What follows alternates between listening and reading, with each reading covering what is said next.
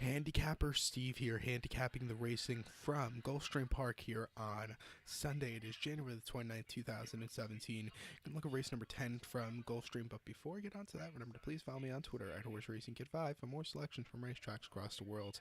And, next week is the Holy Bull Stakes, and it's been 11 years since Barbara won that race, and today is actually 10 years since Barbara sadly passed away, so it's good to remember a very good horse today. So yeah, just remember Barbara today.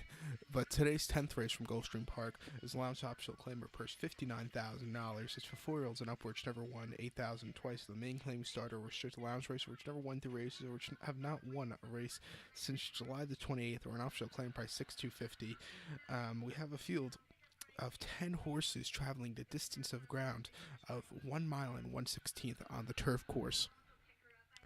And of course, I show this diagram, gives me a second to look down at my notes, and plus people don't know what the mile 16th looks like at Gulfstream.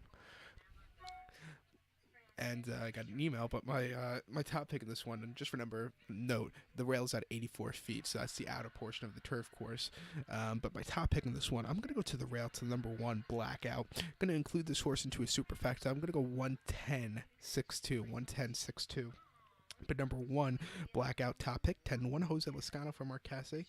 Most recently, this horse ran in Southern California at San Anita on the 26th of December, 1 mile in the Mathis Brother Mile, formerly known as the Serb Over.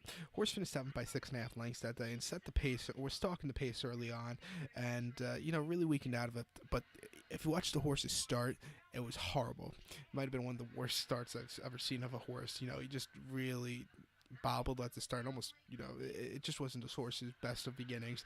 But start before November the 12th at Churchill, mile 16th in the Commonwealth Turf Championship stake, whatever they call it.